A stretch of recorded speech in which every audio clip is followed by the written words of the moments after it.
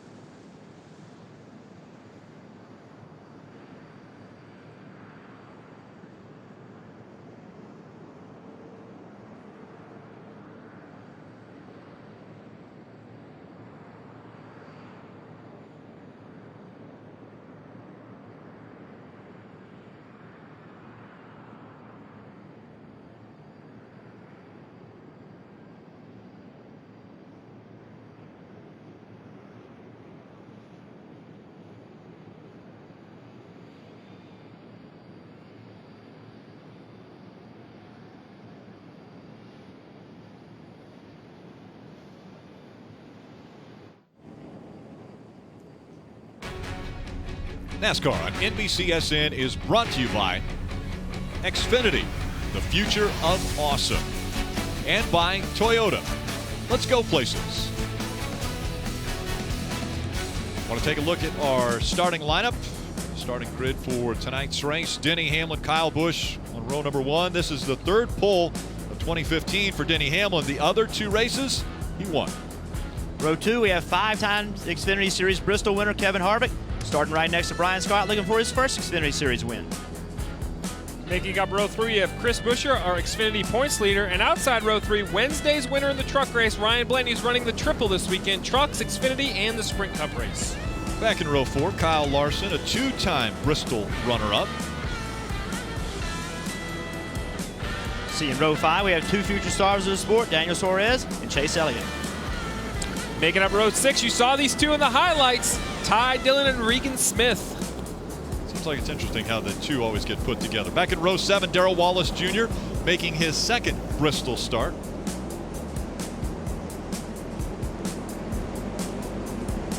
Row 8 is Brendan Gaughan and Landon Castle. Back in row 9, we've got Ryan Reed, J.J. Yaley. Ryan Reed, he started off the season winning at Daytona. Back in row number 10, Ryan C. He finished top 15 the last 4 races of this season. That is his career best streak. Let's see if we could chat with Ryan Blaney, who was able to win the truck race earlier this week. Hey Ryan, it's Jeff Burton in the NBCSN booth. You with us?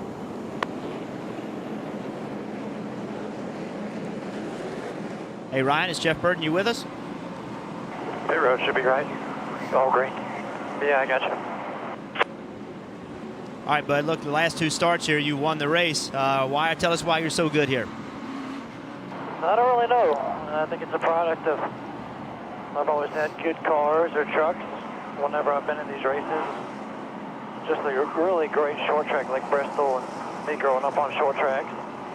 Going to the PASS series or CRA series, I think that kind of prepared me a lot for this. If we go to some places like Winchester, they can kind of compare to this. So definitely a product for the 2, but and I remember growing up and watching my dad race here, and this always being one of the coolest racetracks, so that's definitely giving me something to look forward to every time I come to Bristol. All right, bud, thanks for taking some time with us, and good luck tonight. Thank you. As you can see, we're going to ride along with the 22 today. We'll also be riding along with Daniel Suarez. He has the Xfinity in-car camera, and he'll start 9th today.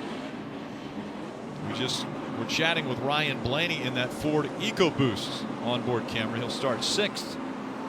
Kevin Harvick up towards the front in the 2nd row with a Hunt Brothers Pizza in-car camera.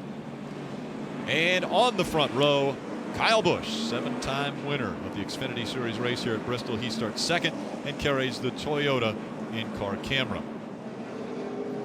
Track facts for Bristol Motor Speedway: just over a half a mile. The banking progressive from 24 to 28 degrees in the corners. Front stretch is 5 to 9 degrees, back stretch 4 to 8 degrees.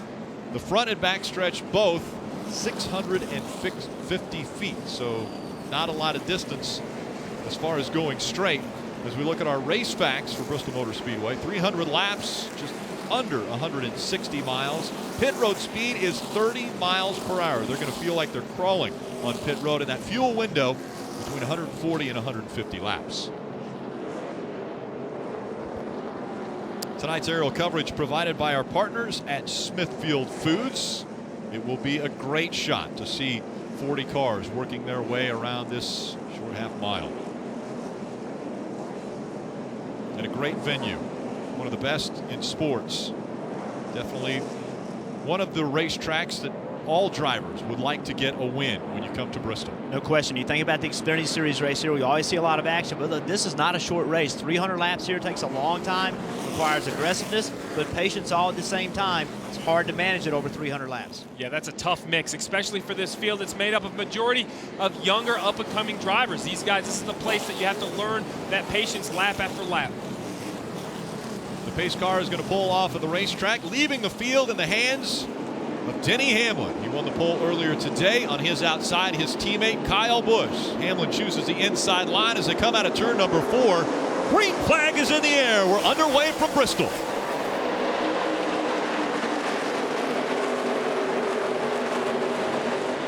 Are you surprised Denny chose the inside line, as there's already some issues in turn 1? They get it going.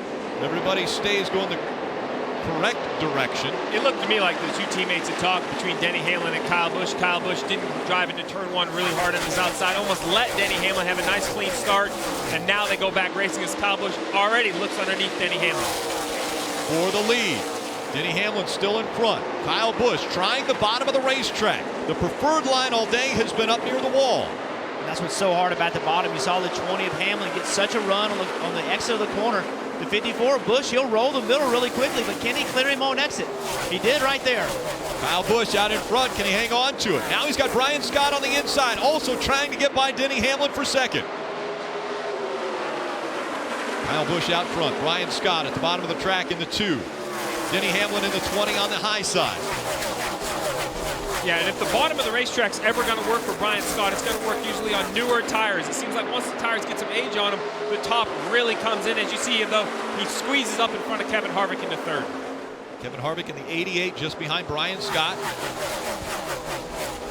Behind him, Ryan Blaney in the 22. You see the 20 bottoming out an awful lot. He's hitting the racetrack with the chassis of the race car. I wonder if that's got him tight. A lot of times we see Brian Scott get really, really loose. Brian Scott up the racetrack as well. Allowing Kevin Harvick in the 88 to get by. Here comes Ryan Blaney now in the 22. And points leader Chris Buescher in the 60, closing the gap down. And this is the risk you're going to see. Ryan Blaney feels he has a better car, feels he has momentum to pass the 2 of Brian Scott. But if you don't complete the pass, you see Chris Buescher fill the hole in the top. If you choose to get out of line and go to the bottom, you have to be confident you can make the pass or risk losing more spots. Ryan Blaney, though, does a great job squeezing his way back into line. Got aggressive, got back in line. Ryan Blaney tucks in the 5th position. I thought the 60 of Buescher did a nice job of working with him right there. He could have pushed the issue and probably pushed Blaney into the corner, but hey, look, it's lap 8. Be smart. Give a guy a little bit of a break. Later on in the race, we won't see that, but I thought that was smart racing by Chris Buescher, the guy trying to win a championship. There's Elliott Sadler in the 1. Elliott has won here twice before in the Xfinity Series. And right behind him, the 42 of Kyle Larson. Kyle Busch, Denny Hamlin, Kevin Harvick, Brian Scott, Ryan Blaney. The top 5. Kyle Busch having to hold off his teammate Denny Hamlin for the lead. You know, Jeff, you mentioned the 20 bottoming out and seeing the sparks early in the run. Well, now 10 laps into this run, the air pressures have built up. The tires are a little more inflated. We don't see as many sparks out of the 20 car, and it seems like he's a little bit better compared to the 54. He actually got into the back bumper of the 54 of Kyle Busch as they've started to put a few cars a lap down now. Kyle Busch stuck behind the 13. That allows Denny Hamlin to make the pass. Hamlin will take the lead away from Kyle Busch as Busch is all over the back bumper of that 13 of Brad Teague. Teague making his final start in the Xfinity Series here at Bristol.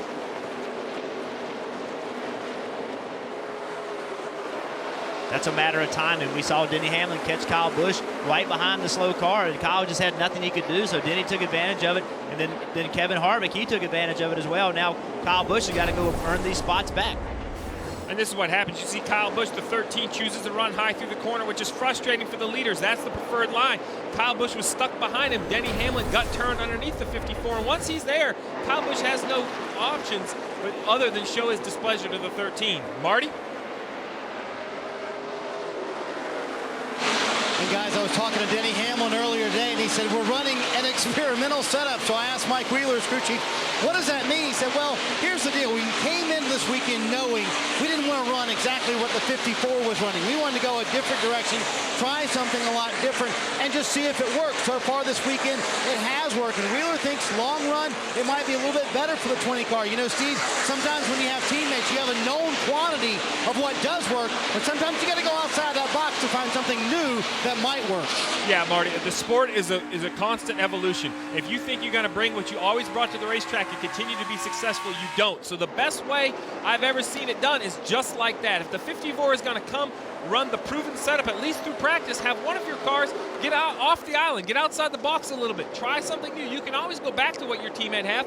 If they stuck with it in the race, they must have felt that it showed a little bit of fruit in practice.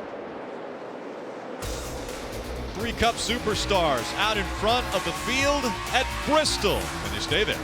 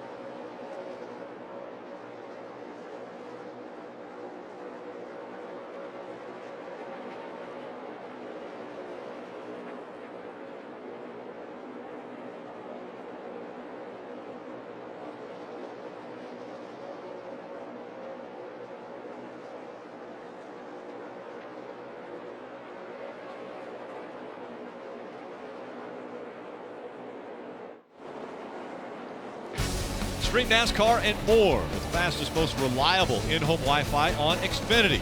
Plus, stay connected on the go with millions of hotspots nationwide. Download the NBC Sports Live Extra app and never miss a moment. When we went away to break, Kyle Busch was running third. He was able to get by the 88 of Kevin Harvick, and now the 20 of Denny Hamlin. Kyle Busch out in front of the field here in the Xfinity race, and the reason he was able to do it, lapped cars. Guys are falling in behind lapped cars. at the wrong time, allowing guys to be able to make passes. And that's what Kyle Busch just did. You can see the 54 get underneath the 20 before he ever got to the 90, and now there's nowhere to go. The 54 with Kyle Busch, he's got the preferred line, drives in the corner, keeps the 20 pinned up there. 20 tries to make it 3 wide, but he has to pinch it off enough where he loses his speed. Kyle Busch clears it. Yeah, and as you come back to live action, you see the problem you have now is some of these cars these leaders are catching are choosing to run the top, which is the preferred lane. They have trying their best to make something of their race, trying to work on their race cars, but as they clog the top of the racetrack and these leaders have to continue to run the bottom and slide up in front of them, as you saw the 54 Kyle Busch there with a big slide of the 25, John West Townley, we're going to continue to see. We talked about patience. We're only 32 laps in, and it already seems like their patience are getting worn thin. They're still running laps right around 16 seconds, Dave. So far, so good for leader Kyle Busch. And I asked his crew chief, Chris Gale, earlier today if in practice they found that sweet spot for the 7-time Bristol Xfinity winner.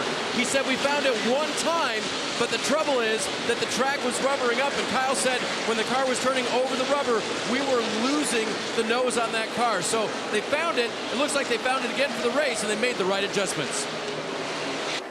And that next stretch into turn 3 and 4. Kyle Busch putting some distance between himself and Denny Hamlin. It is making it difficult to get by cars. You see the 42 tucked in behind John West Townley, the 42 of Kyle Larson.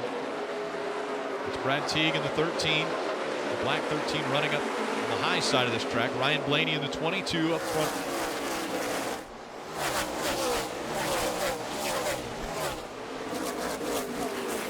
Larson, how far Larson drove in the corner right there. That's an example of a slide job. He just drove in the corner.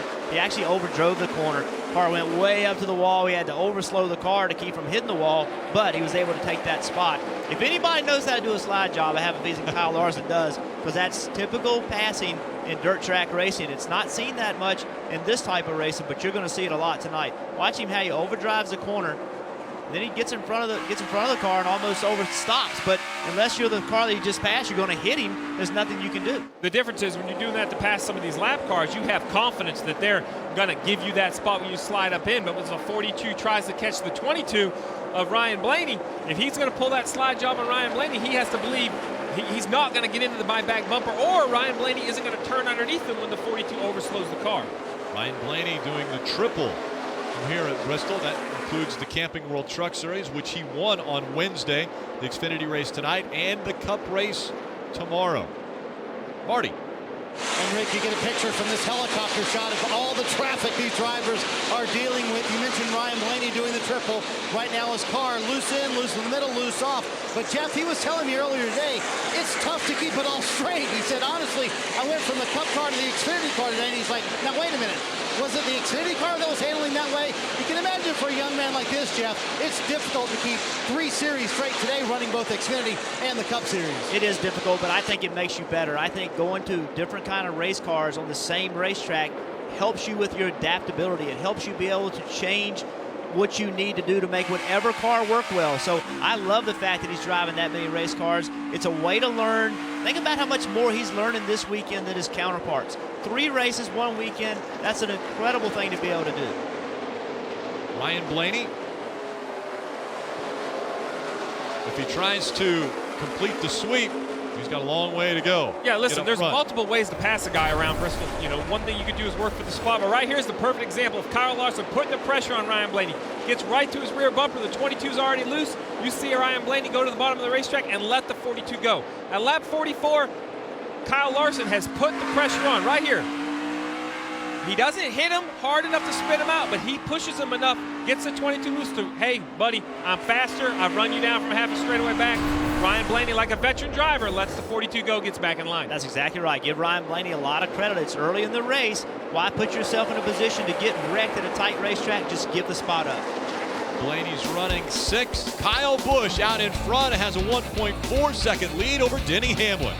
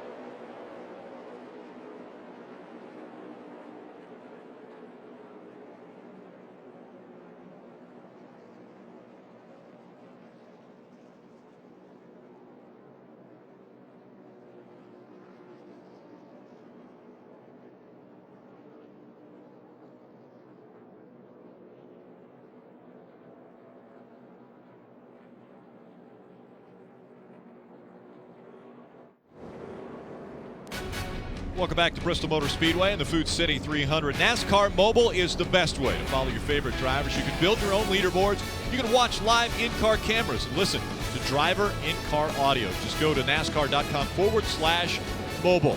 First caution has come out at Bristol. The 90 of Mario Gosselin got into the wall coming off of turn number 2. And a little debris put on the racetrack, so NASCAR put the yellow flag out. Caution lights are out, and we'll see if there's any takers for pit road. Race leader Kyle Busch is going to lead the field onto pit road. Remember, under caution, they have to go all the way around. No matter where their pit stall is, they have to come in on turn 2, and then we'll have to exit on turn 1. Dave.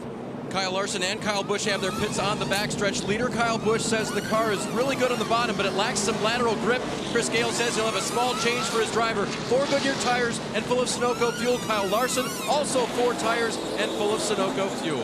Mike? Kevin Harvick pitting on the front stretch, just across from start-finish. Car's a little bit tight, especially rolling the center. They're going to make a chassis adjustment, both with track bar and wedge. A 4-tire change on Harvick's machine and fuel. Marty. Ryan Scappa up in the middle of your screen, up at the front of pit road. He says car's too loose in, too tight off the corner. Denny Hamlin has the best pit stall here at Bristol. The very first one on pit road, and he drops the car. It does not fire. Immediately, Denny Hamlin loses a number of spots here on pit road, Rick.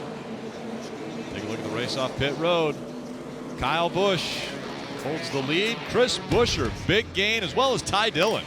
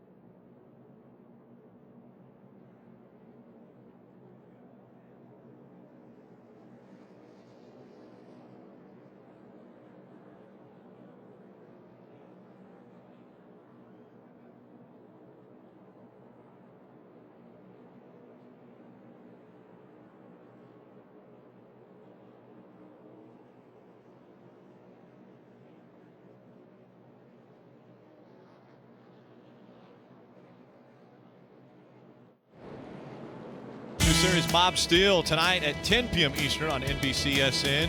Classic cars becoming modern street machines. Bob Steele working to rebuild Detroit one classic car at a time. That's Bob Steele tonight following NASCAR on NBCSN. They did a great job with the Packard in the earlier show that I saw from Bob Steele.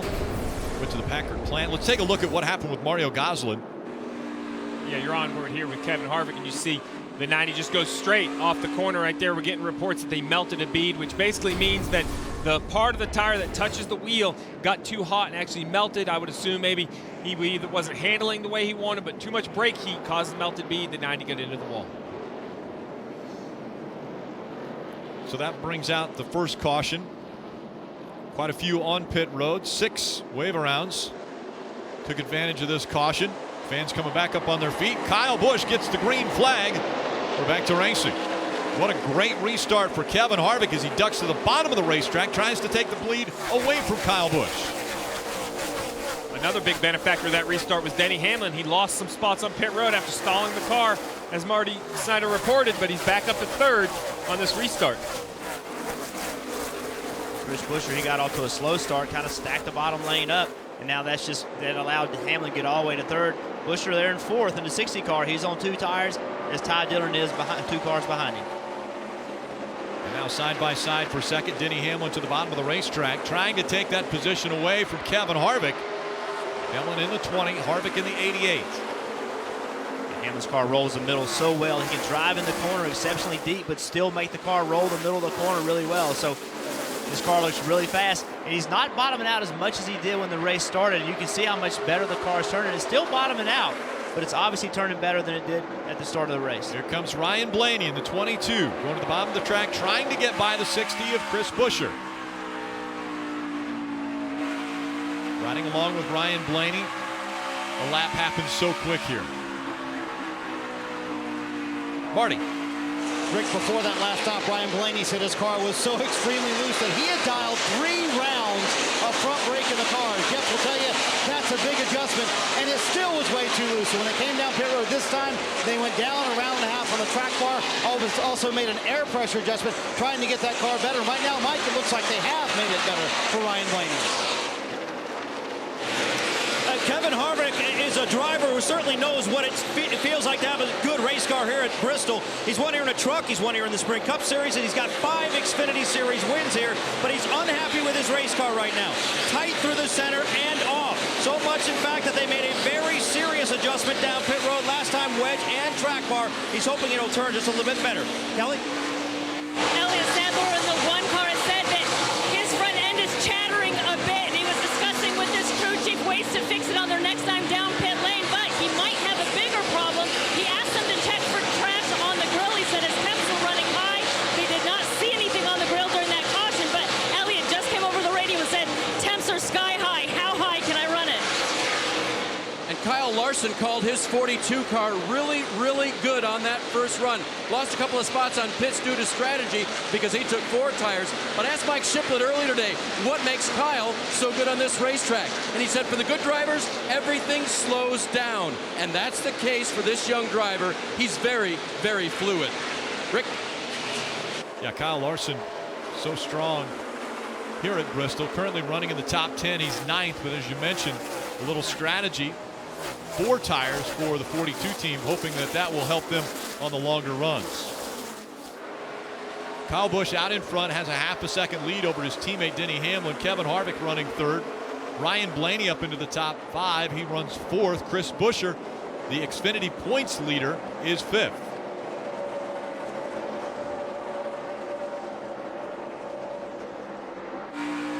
Kyle Busch catching the back part of this field a lot quicker now. Kyle Busch out in front.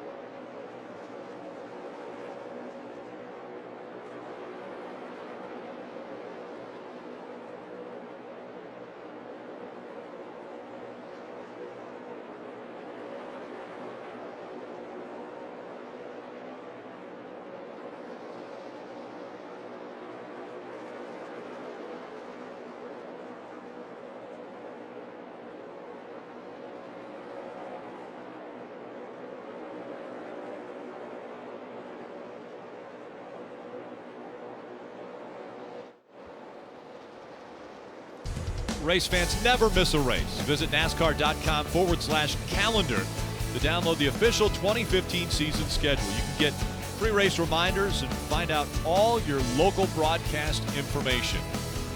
Beautiful sunset here. Sunset scheduled for 8:12. It's right on time.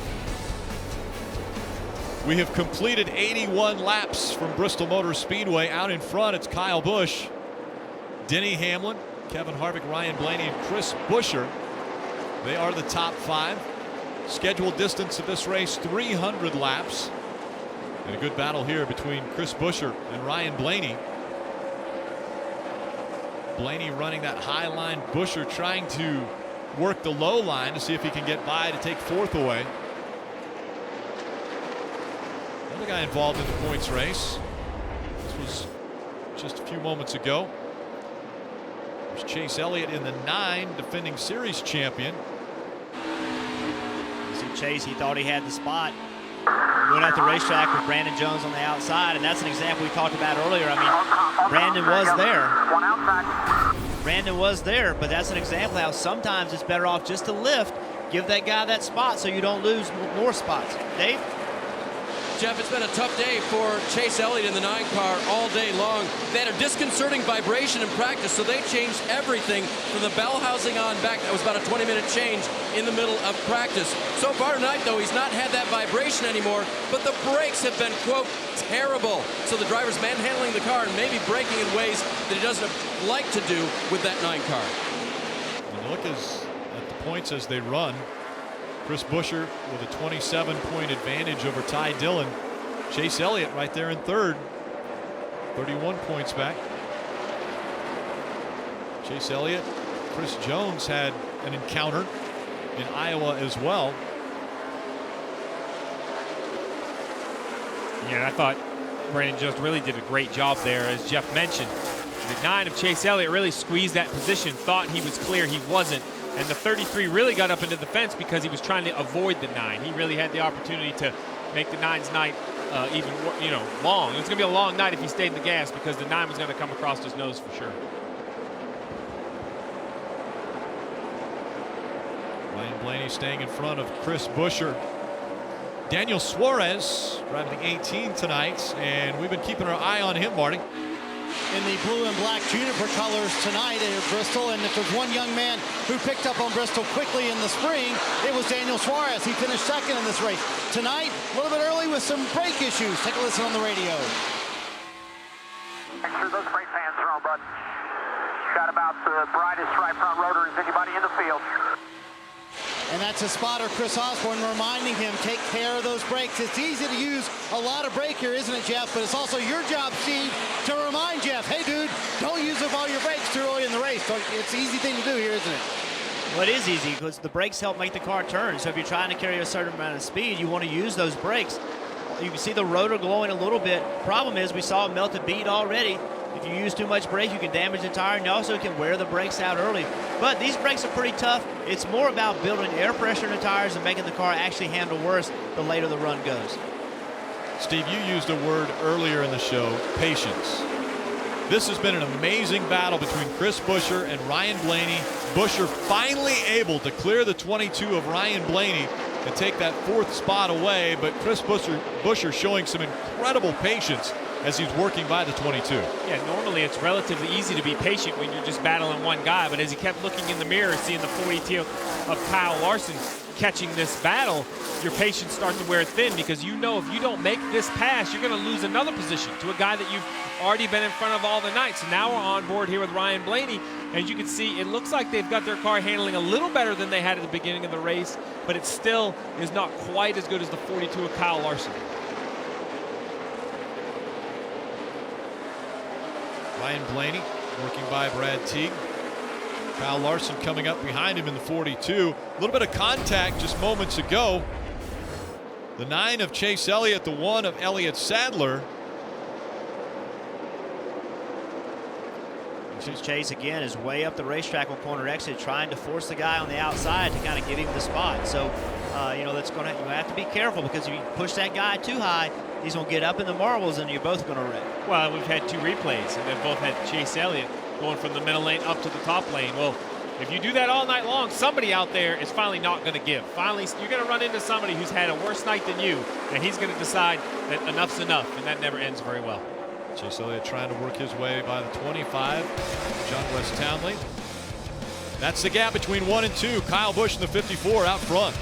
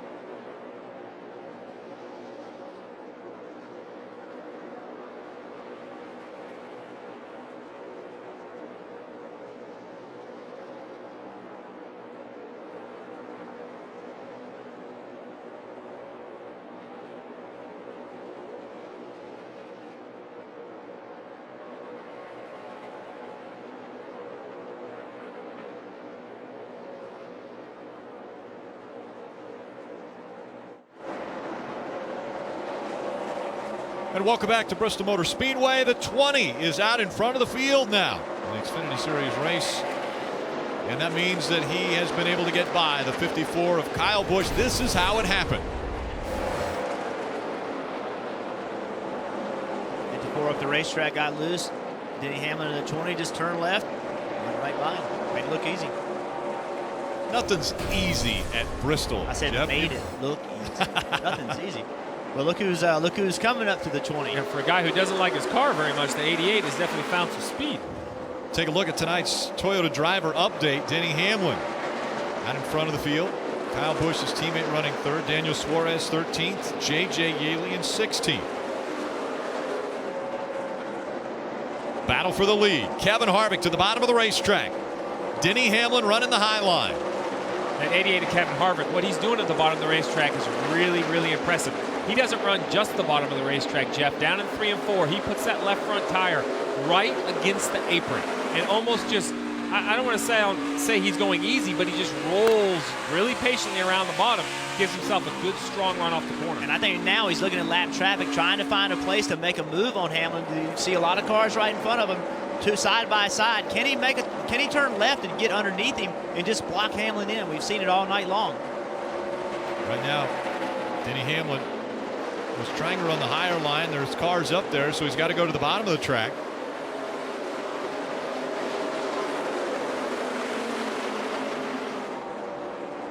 There's that line again. 88 right on the apron of the racetrack. Denny Hamlin trying to run the middle of the racetrack, more up in the second groove. Denny Hamlin just in front of the 88. Kevin Harvick, Kyle Busch, Kyle Larson, and Chris Buescher, the top 5. Just moments ago, again, we see the 33 and the 9 with some contact. These two seem to be attached to one another. I mean, right there, it's 3 wide off the corner. That's a position that someone's going to have to give, and it looked like the 9 that Chase Elliott gave, but he almost did it too late after he had made contact with the 33 of Brandon Jones. 20 of Denny Hamlin continuing to pick and choose the different lines that he has to go to get by the lap traffic. Kevin Harvick was all over his back bumper and challenging for the lead, but now has fallen back. Almost a half second separating the top two.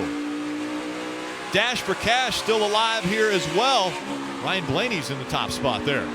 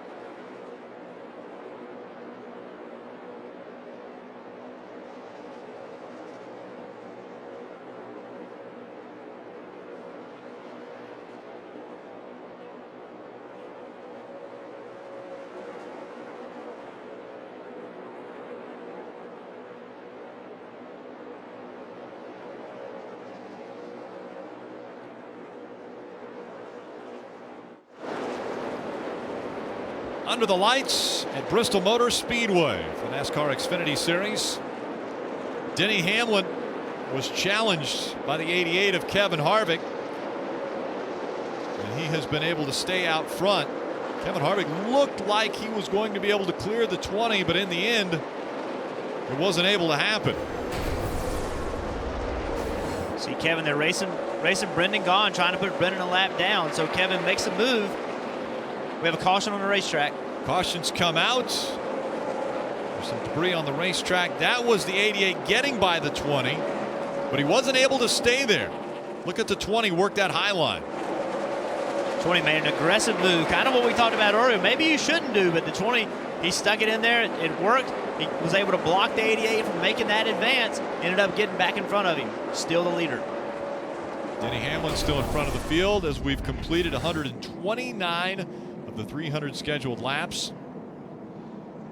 I'm impressed with Chris Buescher running 5th on 2 tires.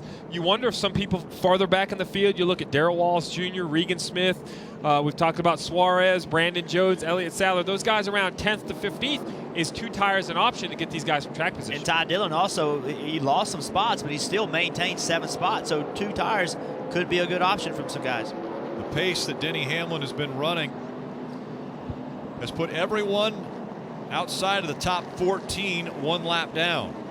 Brendan Gaughan running 15th will get the free pass. We're seeing race leaders on pit road. Dave. 4th place Kyle Larson is on pit road. He will take 4 tires and fuel. Pretty happy with the car right now. You can see a little bit of rub on the right rear there. They did talk about possibly pulling that fender to help him out.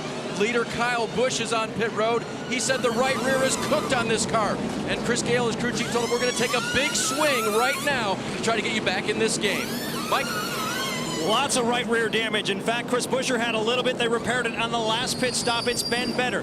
The problem they're dealing with now, it's been a tight race car. They're going to try to loosen it up with air pressure, a 4-tire change on the 60. Meanwhile, the 88, the car did respond to the changes last time down pit road. It's freed up. They'll make a slight chassis adjustment this time, Marty. Denny Hamlin said his car just got too loose running out front. He said that last adjustment fixed about 60% of what we needed. He said, I'll give you that adjustment plus a little bit more. That was Mike Wheeler on the radio. A nice quick 4-tire stop for that 20 months, Rick. Denny Hamlin, Kevin Harvick, Kyle Larson, and Kyle Busch coming off of pit road. Top 4. Take a look at the 54 of Rowdy. And just started with a jack falls. That's the driver's cue to take off. It looks easy, but it's not. We'll see drivers stall it several times tonight. And that allowed Kyle Larson to get by on pit road.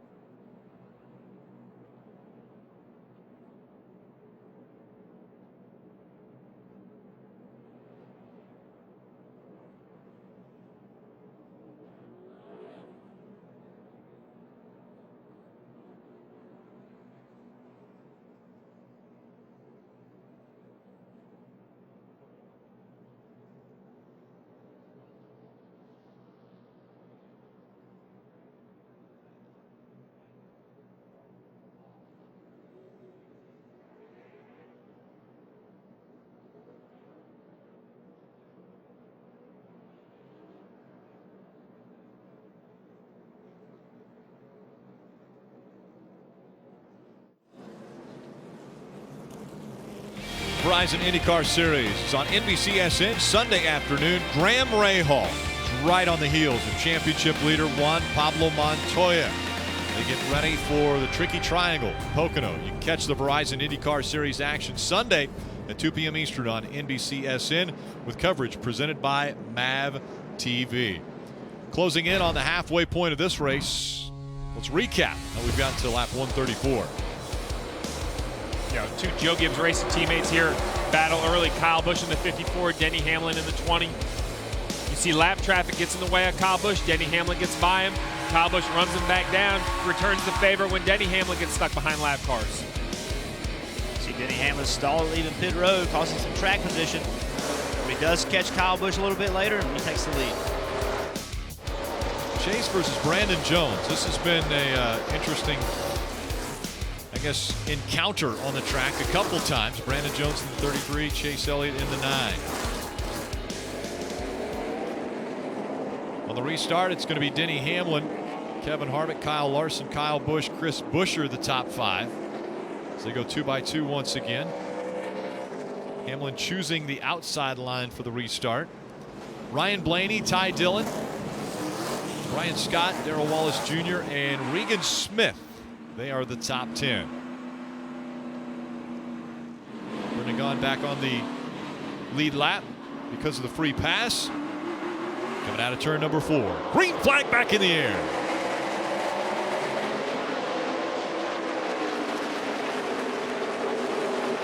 Side by side for the lead down the backstretch. Denny Hamlin hard into turns 3. And Kevin Harvick slides back behind him, and he will hold on to second. So Kyle Larson, that 42 car, didn't get a good start. And he kind of got blocked on the bottom. He worked his way really hard to protect the top. As soon as he could, he drove up to the top. Busch was underneath him, but he's willing to give Buescher that spot because he believes the top lane is going to be the best way to go. Regan Smith in the 7. Open, we're seeing a car slide across the front stretch. That is the 52. From behind there, bud. Joey Gase around and a lot of damage to the right rear.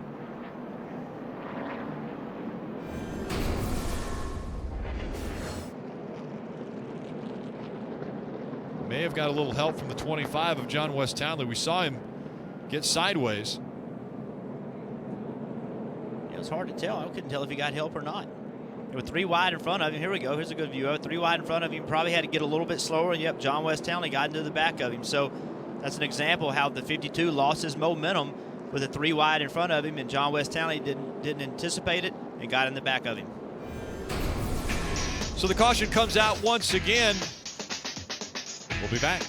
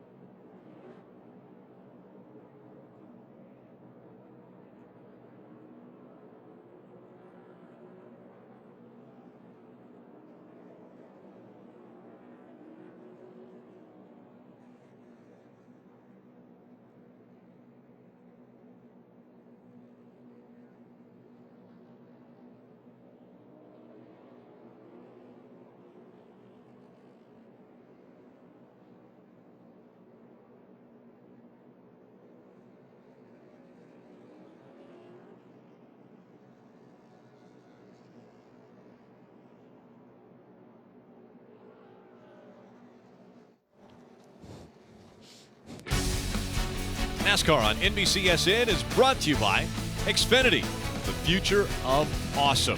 Strategy already being talked about. The 20 team out front. Here's what they had to say. All right, bud, strategy here. Got 1 set remaining, 165-ish to go. We'll split the segment, but obviously once we get in our window, we'll probably make you save tires and keep track position at the end. So basically what he's letting his driver know is, listen, we have 1 set of tires left in the pits. You know, there's 158, 155 to go when they take the green. The plan is to try to break this in the middle. So he wants to run 50 or 60, 70 more laps and then put his last set of tires on and then just be patient, hold your track position to the finish, Marty. And of course, crew chief's telling the drivers to save fuel right now. One of the interesting things that a lot of drivers are noting is that rubber buildup that we see in 1 and 2 and 3 and 4, a lot of the drivers are saying it's starting to get a little bit of a shine. And Ryan Blaney says when he hits it, it's almost like ice. It wants to slide towards the wall. Very interesting. I don't know that I've ever seen that, Jeff. Have you? Well, I've seen it before, but I've never seen it here. And it is interesting. Even when we saw the lights go across the rubber, you can see it shine. It's very odd. So a lot of times the rubber, it gets into the racetrack, but almost sits on top of the racetrack, and the cars will go on top of it, and the rubber actually moves underneath the tires, and it's a very uneasy feeling for the drivers, and you can get into the wall if indeed that's what's happening. Denny Hamlin choosing the outside line again for the restart. Kevin Harvick on the inside. And a great view from high atop Bristol Motor Speedway. Tonight's aerial coverage provided by our partners at Smithfield Foods. So the one thing I've noticed is I've been coming to Bristol for 21 years, and it's chaotic and it's busy and pit road opens and everything happens in a hurry. Man, I wish I could have called all the racers from way up here above the race, because from up here it looks so calm, or at least more calm. But I know, Jeff, down there on top of the pit box, it's chaos, and behind the wheel, it's way more exciting than it seems from up here. It is amazing how quickly things happen, how you have to make decisions right now. You don't have time to think about it most of the time. You just have to respond to whatever's going on around you. The chaos could be amplified by the noise. You're not hearing it as much, but they're talking about upwards of 160 decibels. Very, very loud here at Bristol. And we're back to green. Side by side once again. Kevin Harvick with a great restart. Can he take the lead from Denny Hamlin? And you see how hard Denny Hamlin fought to stay on the right rear quarter panel of the 88. He knows he cannot be cleared. If the 88 clears him, he'll be the leader. It'll be very hard to get back around him. Now the 22 of Blaney's trying to block the 88 of Harvick onto the bottom so he can move into second place. He's going to do everything he can to keep Harvick down there. Harvick's going to try to squeeze his way up. Look how close they are. Won this race a year ago. And now working on Kevin Harvick, trying to take second away from the 88. Blaney's going to get that spot. Here comes Kyle Busch in the 54. He's going to try to trap the 88 down on the bottom of the racetrack. And that's what you have to do, because if you don't trap that guy down there, if Kevin Harvick doesn't lose spots here, then he'll continue to be aggressive on the bottom. You have to make him pay. If you make an aggressive move, look at Kyle Larson fighting hard to the right rear quarter panel of the 88 of Kevin Harvick. That was an aggressive move. Larson just shoved his car up there in the middle of the corner, did not give Harvick any shot at all with moving back in front of him. That's a great job by the spotters right there, too. Harvick can't really know he's there. Harvick's spotter was on the ball, let him know he wasn't clear. And look how quickly Kevin Harvick has fallen all the way back behind Brian Scott into the 6th spot. Kevin Harvick restarted second on the front row, was challenging for the lead, and now back to 6th. And there's your why. If you're sitting at home in your living room and you're frustrated because your driver won't just turn below the guy in front of him, that's the penalty you pay. If you turn below the leader or whatever car you're trying to pass and you don't clear him, to the back you go. Kyle Larson working the high line around Brian Scott, a little bit loose. That little bobble allowed the 88 of Kevin Harvick to get back to the inside of him. Now same thing, the 88 can't clear the 2. The whole line's going to come and try to go by him again, but he does end up clearing the 2. And now the 60's committed. He says, man, I want to get by this 2. I'm going to go to the bottom, and Brandon Jones trying hard to fill the spot behind him. Here comes Chris Buescher trying to get by the 2. There were 3 wide there coming out of turn 4. That's exactly what happened with Buescher. He made a move and could not clear the 2. And now the 33 of Brandon Jones and Chase Elliott, they're trying to take the spot and move him back 3 spots. Denny Hamlin has the lead over Ryan Blaney. Kyle Busch running 3rd. Kyle Larson and Kevin Harvick, the top 5. That 42 of Kyle Larson, I think, is better than we think. He didn't have the best starting position, but he's methodically moved his way up into track position. He's being pressured here by Kevin Harvick, but it just seems watching him race around this track is so much fun. He does things with that 42 car that you're not used to seeing, Jeff. You've mentioned it a few times, how hard he drives into the corner. He might not run the fastest lap times, but it seems like he may be the most successful in traffic. And think about what just happened to Harvick. He was sitting up there trying to battle for the lead, and now he's back in 5th place. He's got to go get this back. It's only 144 laps to go. He's got to get his track position back if he's going to have a chance to win this race. He's got to be aggressive. Dave, you have something on the 42? Even though, Jeff, they didn't make any significant changes on that last pit stop, Kyle told his team that the car fired off much better. They did change a set of tires, so maybe that helped. Right now, it's just a little tight on the exit of the corner. Mike? And Dave, you can hear some frustration in the voice of Kevin Harvick after slipping back and losing several positions. The car is just awfully tight. It's been tight throughout the evening, and especially on restarts. He tried to make it work, but obviously the car just wouldn't do what he wanted it to do. Rick, that report on the 42 concerns me, because when you don't make changes and the car takes off better, normally a general statement would be these cars take off free. They're a little loose in the back. You don't have a lot of rear grip, and as the longer you run, the car gets tighter. Rubber gets put down on the racetrack. So if the 42 is taking off better, but yet getting tight already, maybe it's not that the set of tires is better. Maybe the track is tightening up, and I just wonder if with 140 to go, if they don't start to realize that and get ahead of this racetrack, they can find themselves here in 100 laps being too tight to compete.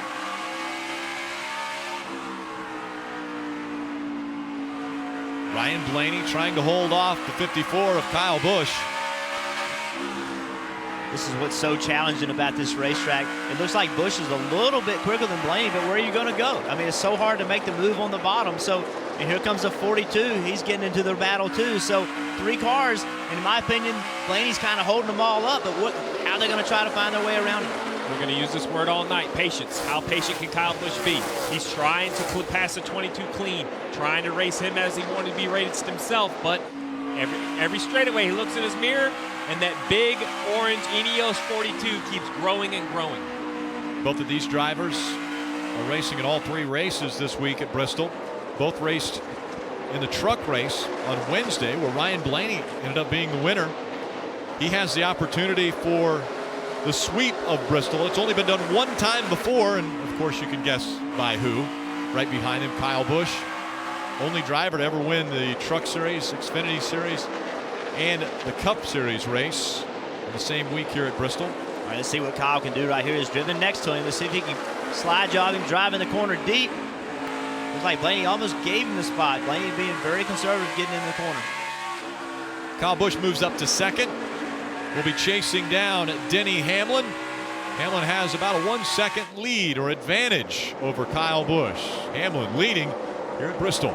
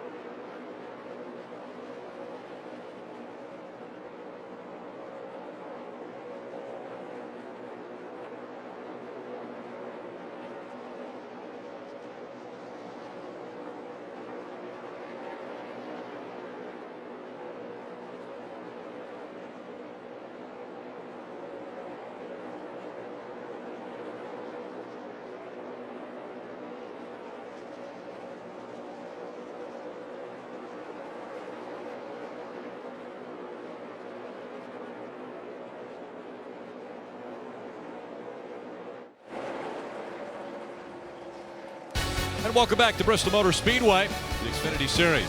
Racing here at Bristol, where Denny Hamlin is out front. Hamlin has already led 87 laps and trying to surpass his teammate Kyle Busch, who also has led 87 laps. Let's go through the field. We start with Marty Snyder. Yeah, I was going to point out Denny Hamlin, once he leads this lap, will take over from his teammate for leading the most laps this season. Good point, Rick. Being very happy with the race car. Has not said much, but he said it took off better on this run than it even did the last run. You know, he's won 2 pole positions this year, New Hampshire and Richmond. He won both of those races today. He started on the pole, trying to make it 3 for 3 with that in 2015. Dave? Marty, Kyle Busch will be modifying the way he addresses the gas pedal on the restarts because of this. When I lack the gas for the restart, like when I just go wide open, the motor like shuts off for a second. Like it's just too much throttle or something, I don't know. It's not a positive thing here today. But his dealing with it will be positive, and my crew chief, Steve Letarte, reminded me in the break, these cars do have the carburetors, not the fuel injection. They can be a little sensitive to that. Marty? Dave, Ryan Blaney having a nice run there in the 3rd position. He said the car just takes off tight, and then it just loses speed too quickly in the run. Kyle Larson still stalking him for that 3rd position. But the one thing he pointed out to me earlier today, he said, when it was cool this morning, I feel like that's when we were the best car on the racetrack. Right now, getting a little bit cooler. That may play to the 22's hand, Dave. And Marty, that race car for Kyle Larson is still tight exiting the corners, so they're going to have to address that the next time he comes down pit road. Mike? You know, Crew Chief Dave Ellens of the 88 told us this morning that they set this car up based on past history and are relying very much on Kevin Harvick's ability to identify the way the track is going to change throughout the course of the night.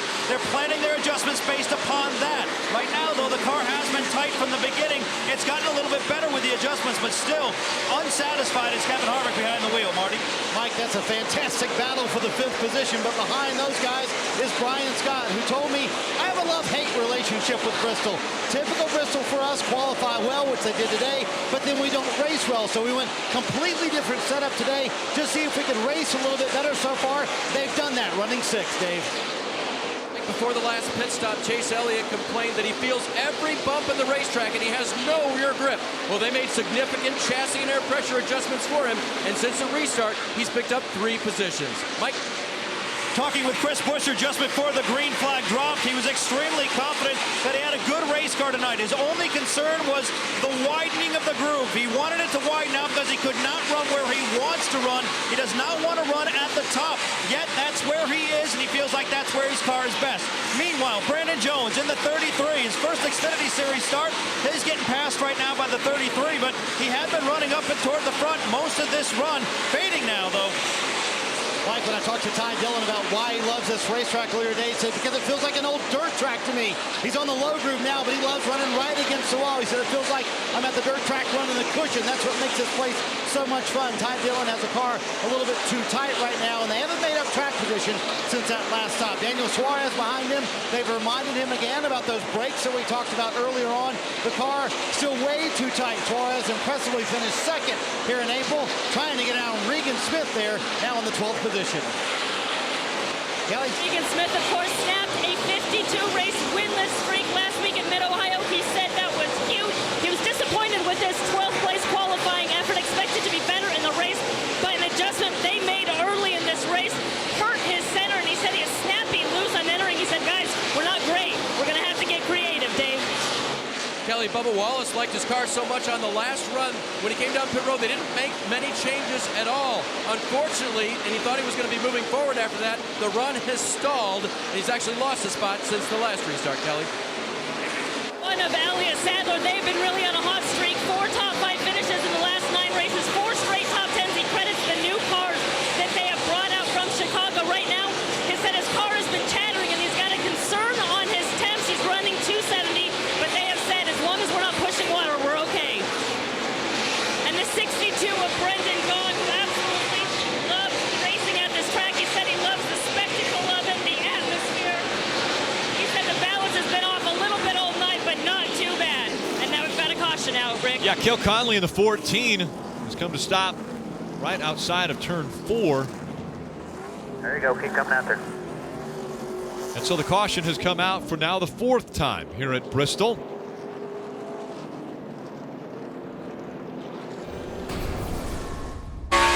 Riding along with Kyle Busch, you see Cale Conley sideways in front of him. Can't be on the apron. He's on the apron. Keep coming. Still green, yellow, yellow, yellow, yellow. Certainly contact between those two cars. Saw Cale going around. They got together getting into turn 3. Cale was on the lead lap. He was the last car on the lead lap running 19th. But he got lapped when all that happened. And now the question is, we heard earlier we're going to split this run up. We heard that from some crew chiefs with 107 to go. Who decides to put their last set of tires on now? I think we're going to see the leaders on pit road, Rick. Absolutely. You see the 20 of Denny Hamlin diving to pit road, as well as the 54 of Kyle Busch following him down. Dave. 4 tires on the 42. Those are Goodyear tires they'll be putting on there, by the way. Sunoco fuel in, and the track bar will go up. Remember, his car was tight. As for Kyle Busch, anything you can do for me to start a car that is tight to start with and loose to end with. That'll be an adjustment for him. You see the wrench going in the window. 4 Goodyear tires for Busch. Mike? Kevin Harvick's team waiting for his car to hit the pit stall and do service on that machine. It's been tight throughout the course of the evening. They've gone to work on the jack bolt on the right side of the car twice on pit stops. No work on the chassis this time around, though, as service continues on the 88. Marty. Ryan Blaney said, I just need to be a little bit tighter on the longer, freer on the longer run, so they're going to go up one round on the track bar, trying to get that car better. You see Denny Hamlin already leaving his pit stall. A nice stop by that 20 bunch. He said, I'm too loose 20 to 25 laps in the run. I need a little something extra here if we want to make sure we win this race. Rick? And the race off pit road has the top three not changing any positions, and all three changing 4 tires.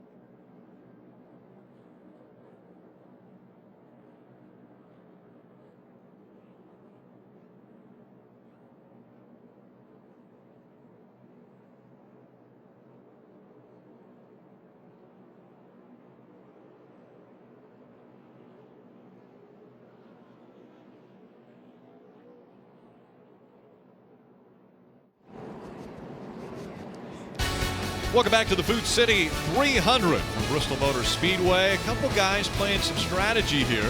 Staying out on the racetrack are the 60 of Chris Buescher and the 01 of Landon Castle. So with those two drivers trying that will now put Denny Hamlin and Kyle Busch behind them in row 2. And the whole theory here is there's a limited amount of tires in the Xfinity Series. Everyone who's a leader of the race, Denny Hamlin, Kyle Busch, just put on their last set of tires. Chris Buescher has a set of tires left. He took 2 earlier in the day, and it worked pretty good. The 60 might think, you know what, I want to get a little closer to the end, maybe 50 to go before I put my last set of fresh tires on. And those 2 cars staying out put Denny Hamlin on the bottom of the racetrack, not where you want to be, Kyle Busch on the outside. So they played the strategy right, but you can never tell what the guys around you are going to do. Free pass goes to the 4 of Ross Chastain. Green flag back in the air. How will 4 tires do against the older tires of the 60? We're about to find out. Kyle Busch tried to look to the bottom there of Chris Buescher. Buescher holding tough up on the high side of the racetrack. Denny Hamlin went from leading the race, came off pit road with a great pit stop to running in 4th. Chris Buescher, Kyle Busch, Kyle Larson, and Denny Hamlin, the top 4. And I'm telling you, the Sprint Cup crew chiefs are watching this right now. There might be 100 to go still in this Xfinity race, but the fact that the 60 stayed out with about 70 laps on his tires, 65 laps on his tires, and continues to lead the 54 and the 20 and the 42, 3 of the best cars tonight. Chris Buescher continues to hold the lead. Very important information for tomorrow night's race. Very important for points leader Chris Buescher. Now, is this too big of a gamble for the 60, the points leader, to be trying something like this? I'll tell you in 100 laps. I say don't no. Overcommit. I like it. The last time they were on pit road at lap 131, they were short on fuel from there, but we've had some cautions. I don't believe this thing's going to go green. I think the lead looks good as you see Denny Hamlin fight back to the inside of the 42 of Kyle Larson. Putting a lot of pressure on Larson. He actually got into the left rear quarter panel, got Larson loose, but Larson kept fighting back, kept the spot. Kyle Larson holding on to that 3rd position. You see Larson's car bottoming out really hard. It's probably got him a little bit tight in the middle of the corner where Hamlin rolls up on him. Buescher, impressive. Almost 0.8 of a second lead now over Kyle Busch on older tires. See, and we talk about track position, and I think aerodynamics gets blamed a lot for some of this when you see the leader check out, but we're in a short track here. This isn't as much aerodynamics, it's just clear racetrack. He has no distractions, no lap cars in front of him. He's able to run his own line, putting together a string of very impressive laps. And you guys mentioned timing. A racetrack like Bristol, you have to have timing. Look at this, 3 wide as Kevin Harvick tried to get on the inside of Brandon Jones. This group's been racing hard. They've been 3 wide off the corner several times. Everybody's digging hard on the restart. Harvick's been blocked on the inside trying to make something happen. Ty Dillon in the 3 also trying to make the move up toward the front. Darrell Wallace Jr. in the 6. Haven't talked a lot about him as he's still outside the top 10, running 12th. Yeah, this 9 and a 33 we've seen a couple times tonight where they've made contact. Kevin Harvick, we're on board here on the left side of your screen with Kevin Harvick. On that last set of pit stops, Rick, he got beat off pit road by the 42 to lose 1 spot from 4th to 5th. That doesn't seem to be very important, but that moved him, Jeff, from the outside to the inside lane on the restart. It's very hard to run the bottom, and because of it, he's fallen all the way back to 11th. Yeah, and look how much harder it is back here running in 11th. These guys 8th, 9th, 10th, and 11th. This is a dogfight. The guys up front, although they're driving hard, it's not the same. The further back in the pack you get, the harder it is for the drivers, and the easier it is to get into a wreck. And look at Landon Castle with his no tires. He's done a great job hanging in there, running 8th, holding off some really good cars. So to your point, crew chiefs are watching this for tomorrow night's race. Landon Castle, a fairly underfunded team, can hold off these really big teams behind him. Taking no tires may be the thing to do. 80 laps on the tires for Chris Buescher. He was last on pit road on lap 131. Everyone else in the top 10, lap 194, they came to pit road. So can those older tires hang on? Some great battles going on though behind them. How about the 88 and 33? Kevin Harvick, the 33 of Brandon Jones.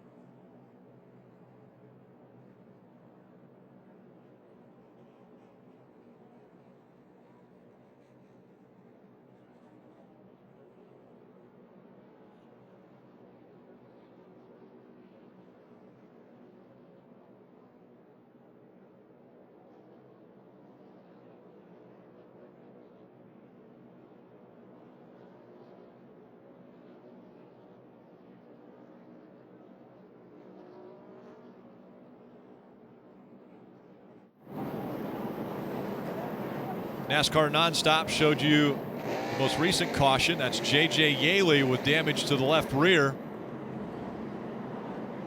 So 5 cautions have come out here at Bristol after 216 laps are complete of the scheduled 300.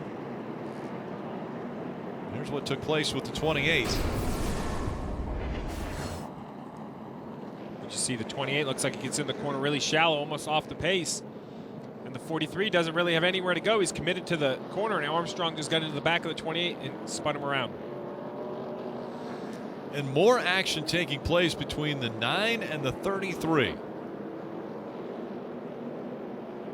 Brendan Jones in the 33, Chase Elliott in the 9. There's quite a bit of history between these two. It's not just here at Bristol. Iowa, late in the race. There's Chase Elliott on the outside, trying to get by the 33. Tags him on the right rear, and into the wall goes the 33. And tonight, it wasn't just recently. There's some contact there.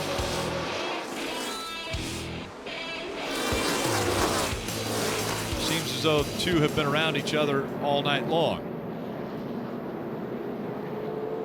Chase Elliott trying to defend his championship. 2014 Xfinity Series champion. And Rick, earlier when the 60 of Chris Buescher decided to stay on the racetrack, I thought the strategy was going to be to get later in the race and put your new tires on later in the race. But to be honest, as fast as the 60 is out front, I think the call now is to try to stretch that fuel mileage, make it all the way to the finish, because he easily held the lead over Kyle Busch and Kyle Larson. We continually listen into the 20 radio to find out what their strategy is. Here again is the 20. Before, bud. If you see that 60 car trying to save fuel, make sure you don't let them save fuel. Run him hard. That's the whole plan. And listen, he's going to, Denny Hamlin has the fastest car most of the night. Guess where he's going to start? He's going to start 4th on the outside. That's where you want to be. Under our 5th caution, we'll be back for more here on NBCSN.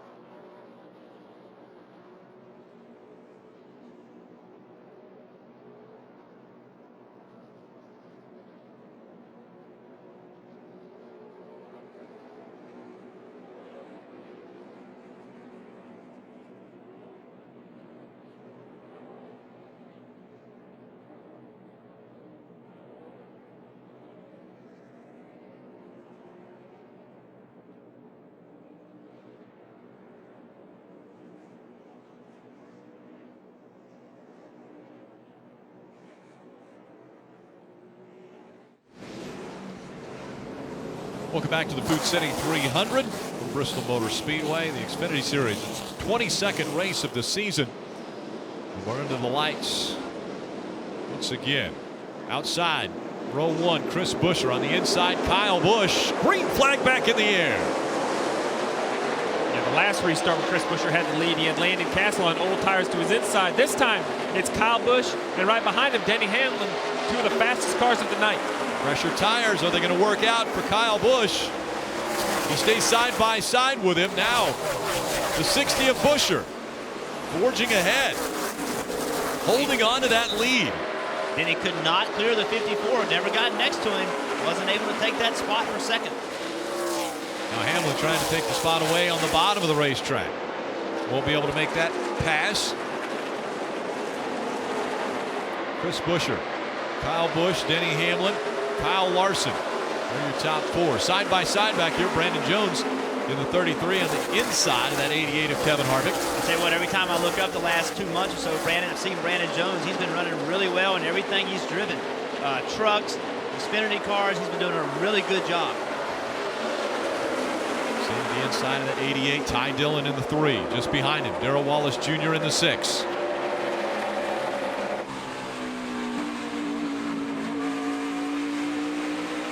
Little contact there. We look back off of the 88 of Kevin Harvick.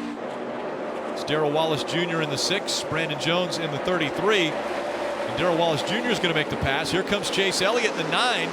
He'll try to take that high line and make it work. I just get a bad feeling about this group. They're just running so close together. The 3 wide off the corner. You just feel like the next caution when it comes is going to involve these guys. And they've been together all night. Yes, So they have. they have the memory of the last 227 laps being glued together, fighting for these inches on the racetrack. Take a look at the points as they run. Chase Elliott back up to 2nd, Ty Dillon to 3rd. And what that graphic shows, that shows that even without a chase, the best way to win a championship is to win races. Chris Buescher currently the leader, 39 points as they run over Chase Elliott.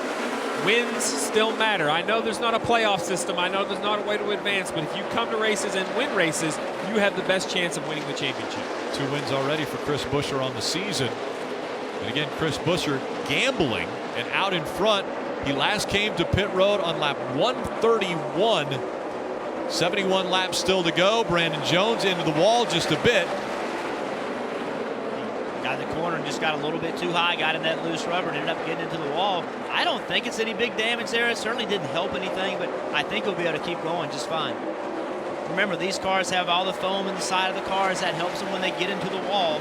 There's foam in between the door and the roll bars, and they don't hit as hard with the wheels as they used to, so that helps in a little scrub like that. You would never think that Bristol could be a fuel mileage race, but the 60 out in front by a little over a second over Kyle Busch, and he was last on pit road on lap 131. What are they going to try to do for strategy, Mike? Well, as far as fuel mileage goes, Scott Graves is pretty confident they've got enough to go the distance. They feel like they're 2 laps to the good. That's pretty close, but they're counting on a few more cautions here on out. As far as the gamble goes, it's certainly paying off. Buescher has radioed in saying, hey, this car's much better in clean air. I don't have to lift as much in turn number 1, and we can see that. Yeah, the interesting thing here is if you look at the top of your screen, we had the last time all these cars, the leaders were on pit road. Chris Buescher was last on pit road at lap 131, Kyle Busch at lap 194. Normally at Bristol, we'd be talking about how those are fresher tires for Kyle Busch and Denny Hamlin, but it doesn't seem to be affecting Chris Buescher. And I'm feeling good. If anybody can stretch fuel mileage, this 60 of Chris Buescher proved at Dover. He got great fuel mileage when he got the win here, or win there. This is another opportunity for them to, so outside the box, we talk about fuel mileage. Any race can be a fuel mileage race. Anywhere you burn fuel, fuel is part of the strategy, and it really helps when you have as fast as a car as Chris Buescher does. And part of the strategy from the Joe Gibbs camp was to push Buescher, make him run hard, make him burn a lot of fuel. Buescher said, okay, I'll just drive off by 1.5 seconds. So not only did he use fuel mileage and strategy to get track position in the lead, but he has driven off from 2nd and 3rd. And now the question is, should he be laying off a little bit, trying to save a little bit of fuel, maybe conserve? The 62 of Brendan Gaughan sideways. He got into the wall. And that's a perfect example. I know we take for granted how easy these guys make it to look right up there on the black, 2 feet from the wall. That easy, Jeff. You can jump over that cushion of rubber and get into the fence. Chris Buescher, the race leader. Kyle Busch, Denny Hamlin, Kyle Larson, the top 4. We're going to stay NASCAR nonstop here on NBCSN.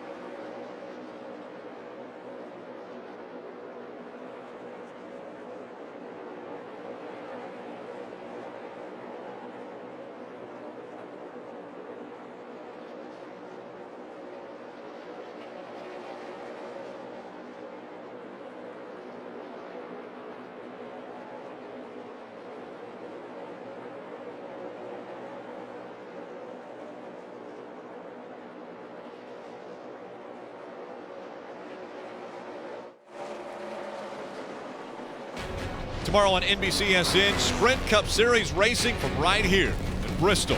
Presented by No Escape. Coverage begins at 5:30 p.m. with NASCAR America.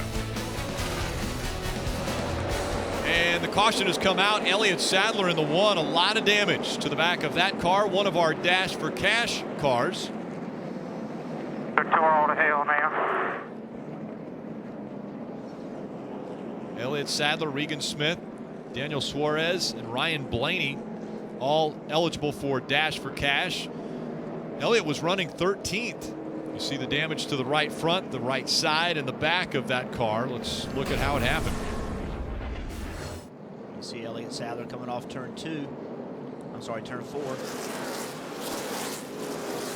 Yeah, he just comes off the corner and looking for that last lane to get up to the outside wall. And the 62 is just barely at his bumper cover. You can see right here, this is what happens when you have split grooves. The one thinks he's clear of the 62. The 62 is trying to carry the momentum off the top. The one tries the slide jump, but the 62 is there. The 62 is not going to get out of the gas. He's fighting hard for that real estate on the top of the racetrack, and he stayed in the gas, catching the one in the rear bumper. And hand signal saying we've got some broken parts.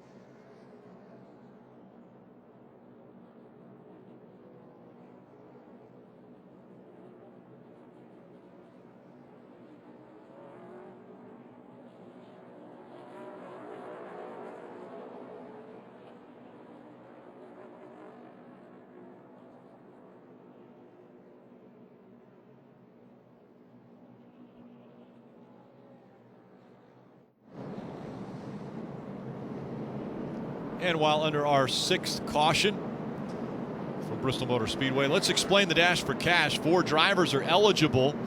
Elliott Sadler being one. He brought out the most recent caution. Regan Smith, Daniel Suarez, and Ryan Blaney. The best finishing eligible driver wins a $100,000 bonus and will be qualified for the final Dash for Cash race, which is going to take place at Darlington. The next best 3 finishing eligible drivers qualify for Darlington. Now, Regan Smith won at Dover, or he was the highest scored at Dover. He was also the highest scored at Indy, so he won the previous $200,000 that were eligible. If he would finish ahead of all of the other drivers, all of the other 3 drivers eligible here, he would still be eligible to win $1 million.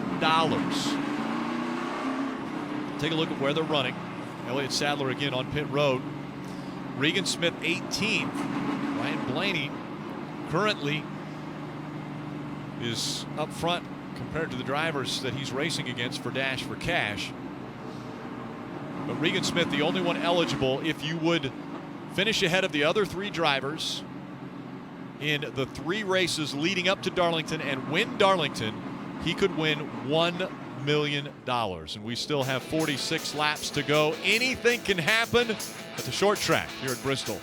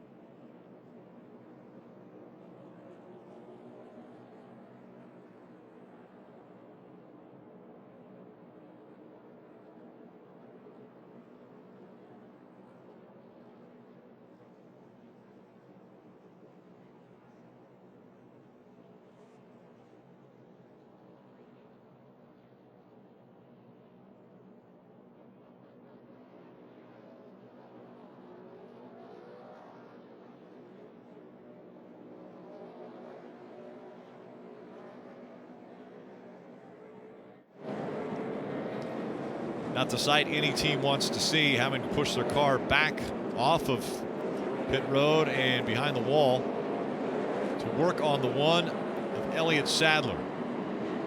Broken suspension part on that right front has put them behind the wall. And Chris Buescher still out front, Mike.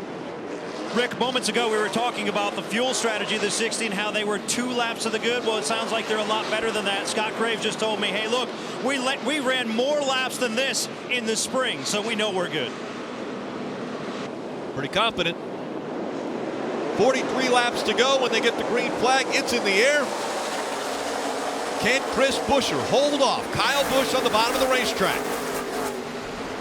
Caution lights come right back out. Up into turn 1, the 16 of Ryan Reed and the 97 of Dylan Kwasniewski.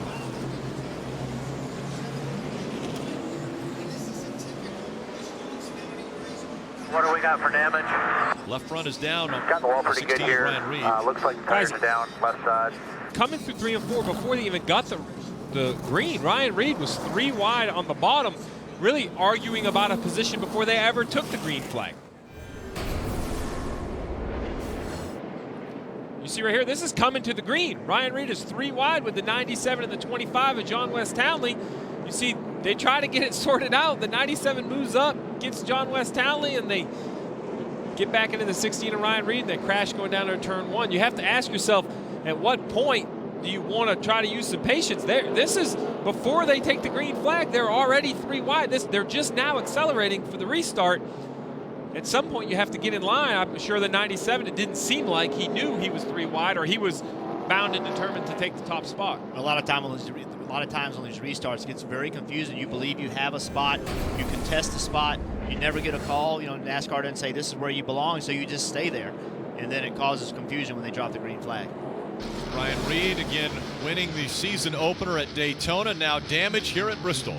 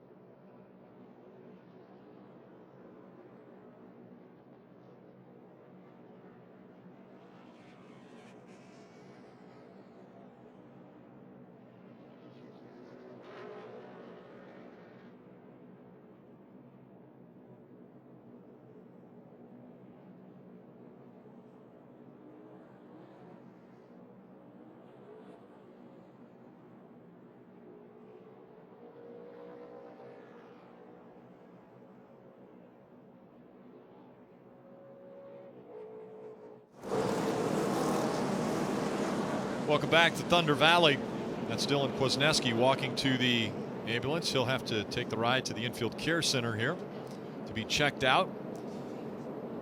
The accident between he and Ryan Reed has brought out the 7th caution, but what it's proving is that it's very difficult to pass around Bristol. Yeah, no question. We see the high line working. So when you're trying to make this thing work on the bottom, one way it passes go where they're not. So you see Chase Elliott underneath the 1. Just can't clear him, causes congestion behind him. Yeah, Brian Scott as well underneath the 42 of Kyle Larson. He wants the position, but you see the 2 just push up. There's nowhere to go. And then the 54 of Kyle Busch, he works a couple laps for this position. And look how hard he dives in the corner with the big slide job up in front of the 22. And that all leads into a situation like this. Chase Elliott, the 1 car of Elliott Sadler's wanting that spot, goes to move up in front of Brendan Gaughan. Brendan Gaughan's there, causes the wreck. Tried to slide up the racetrack to take the spot. It wasn't there. The 60 of Chris Buescher out in front. Let's listen to his radio. Staying out here. Nobody's got any tires, so we're all pretty equal here now. Doing a great job, buddy. Just do what you're doing. Save some gas for me. Take care of it when you get out front. We'll be good. So a few weeks ago, we heard Jack Roush talk about Chris Buescher. He is a Cup driver. He wants to get him in Cup. This is a great chance to prove that. You've got some of the best drivers in the world behind you. You're on older tires. Can you hold them off? if you can, it's just verification that you are Cup ready. And what a shot in the arm for Roush Fenway. You know, this is a team that's looking for speed on Sundays. Here they are on Saturday or a Friday night in Bristol, leading, you know, a Joe Gibbs Toyota, the 42, which is basically a Ganassi, a Harry Scott with Ganassi Chevrolet. You know, this is an impressive run. Even if it's on the Xfinity side, this is a nice run for Roush Fenway. Mike Massaro. And if they do get to victory lane, a lot of credit has to go to Scott Graves, a gutsy call to stay out. What do you think of your gamble right now? It's working for us right now. Our Roush Performance Mustang's really fast tonight. We knew we've been fast all day, just had to get the track position, and the only way to do it in that situation was to stay out. What are you telling your driver in terms of what he needs to do to hold off Kyle Busch? Just, you know, what he's been doing. You know, his restarts have been really good here. And you can see once we get going, he's able to drive away. So I know we got a car that's good enough. I'm just telling him under cautions, you know, make sure he's taking care of tires, getting them cooled off, saving gas, all that kind of stuff that we got to do. But just really proud of what he's done tonight, what the whole team is doing here. Just got to say thanks to everyone at Roush Fenway also for all the support they're giving us. It's going to be fun to watch, Rick. Absolutely. You know, giving Chris Buescher a chance, that's Jack Roush's style. He also has Darrell Wallace Jr. You think about Jack Roush and the drivers that he's hired. Typically, he's hired young drivers and given them a chance to excel. And that's what he's done here. We talk a lot on Sundays about how the Cup program's not working.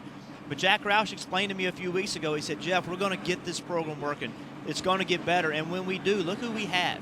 We have young drivers. We have a fleet full of young drivers that are capable of running in the front. So he has Chris Buescher in this race, Darrell Wallace Jr. in this race. If they can get their Cup program running the way Jack believes they will, they have a great line of talent coming to take those seats and carry Roush Racing far into the future. Ryan Reed also part of Roush Racing. As you take a look at points as they run, Chris Buescher in front of this field, 36 points in front of Ty Dillon. When he came in, it was a 24-point advantage that he had over Dillon, so increasing that by running up front. Yeah, and the laps continue to wind down. Right, and why is that an important fact? Because on the Xfinity side, there is no chase. So every point you gain at Bristol, every point you gain at Daytona in July, every point you gain all season long, that's going to be your points title in Homestead. There's not a reset. They all add up for our champion. 7 cautions tonight. They've gone 47 laps under caution. First 129 laps, we only had 1 caution. The last 136, we've had 6 cautions. We may have some more. You think? Possibility? Well, we just saw the best way to pass is the slide job. Kyle Busch restarting the inside of the front row. We're going to see if he has one more pass in him. And he's always great on restarts. We'll see if he can do it here. Back to racing at Bristol. A great restart for the 60 of Chris Buescher. Now Denny Hamlin. Look at that high line, trying to get by his teammate Kyle Busch for second.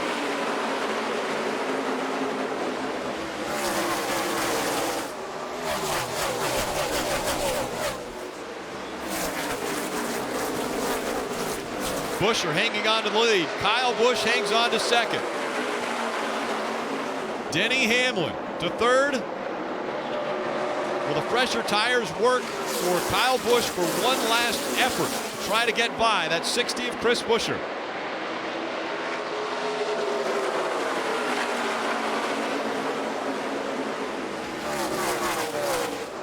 Fast laps continuing to be turned by not only Chris Buescher, but Kyle Busch, Denny Hamlin, Kyle Larson, and Ryan Blaney, all top 5 drivers. So Buescher getting really loose off turn 4 the last lap. Kyle's putting pressure on him now. Yeah, the last 2 restarts, the 60 of Chris Buescher's kind of ran off and hid from Kyle Busch. Not this time. Kyle Busch is only a car length back. You see here, out the front of the 54 car, just continuing to try to put the pressure on the young driver in front of him. We mentioned you can't make a mistake, especially Chris Buescher leading this race. They gambled to stay out, didn't come to pit road when everybody else came on lap 194. They've decided that they will go the distance.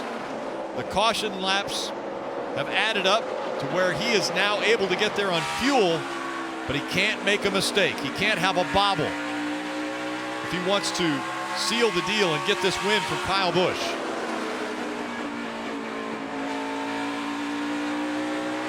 catching the lap cars at the right time is working in Chris Buescher's favor as well. And I think that's going to be a big key, Rick. We saw earlier in the race when Kyle Busch and Denny Hamlin kept swapping the lead. It really came down to lap traffic.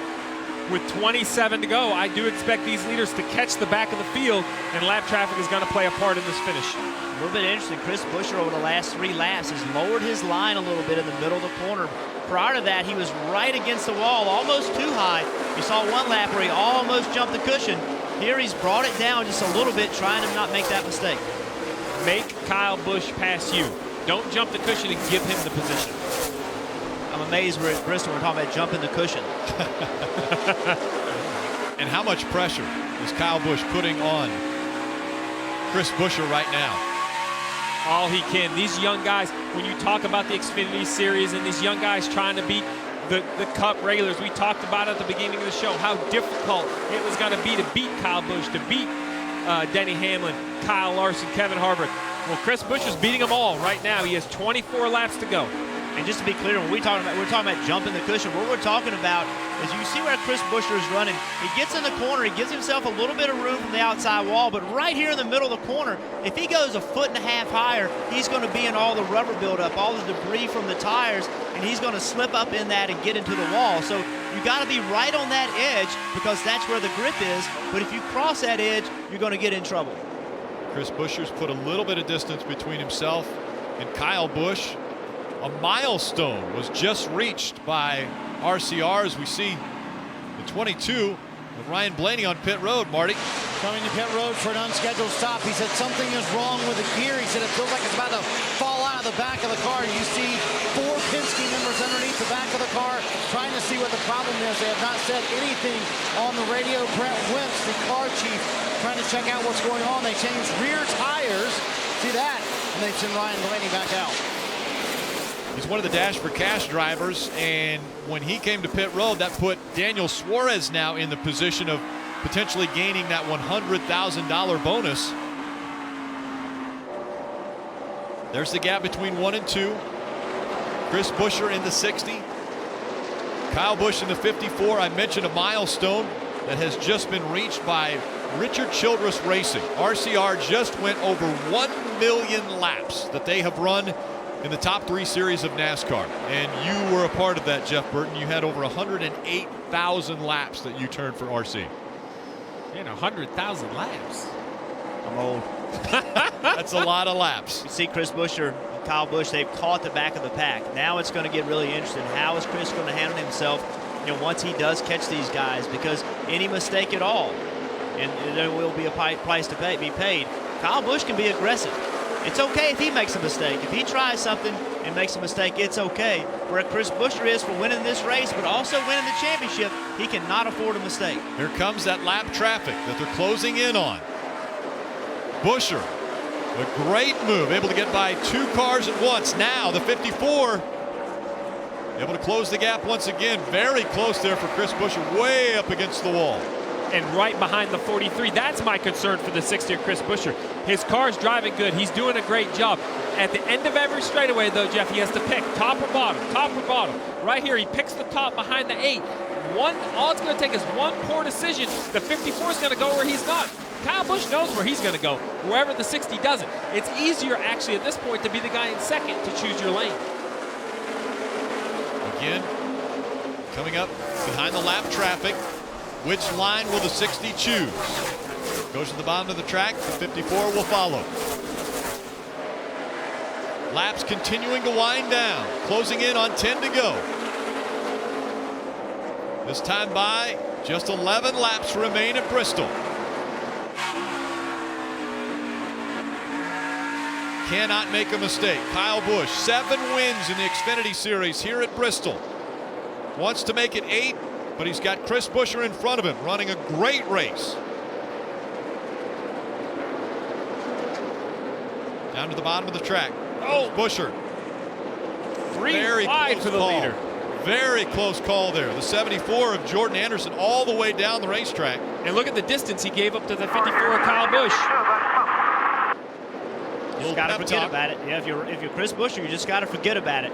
Yeah, the lap car didn't do you any favors right there, but it's over. Just focus on the future. Pay attention to what's in front of you. A lot of cars in front of him now. They're 2 by 2. Buescher splits the 2-lap cars. He actually tried to make a move a little too early right there on the 4 car. He wasn't tooling. He tried to make the move on the bottom. Gave up a little bit of ground to Kyle Busch. Back up the track. Kyle Busch closing the gap. To the bottom of the racetrack goes the 54. Where does the 60 go as he comes up behind David Starr in the 44? Able to clear him. Now Kyle Busch will try to get by the 44 as well. And now the 60 loves to look out the front windshield here. With only 6 to go, he has about half a straightaway in front of him. It's not going to come down to lap traffic as much as now as hitting your marks, and the caution's out. It's going to come down to a restart is what it's going to come down to. The caution comes out. There were just 5 laps to go. Just a right front here, looks like. Just bring it to him right here. Bring it to him. Let him look at it. Brad Teague making his final start in the Xfinity Series. Brad, a 67-year-old out of Johnson City, Tennessee, just up the road. And the 0 of Harrison Rhodes looks like wasn't able to get up to speed. Brad got into the back of him.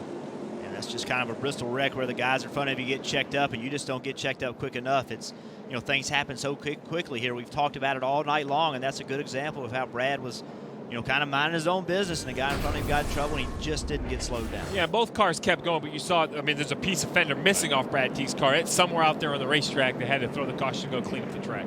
I raced with Brad Teague a long time ago. Brad was a great racer, really, really good short track racer.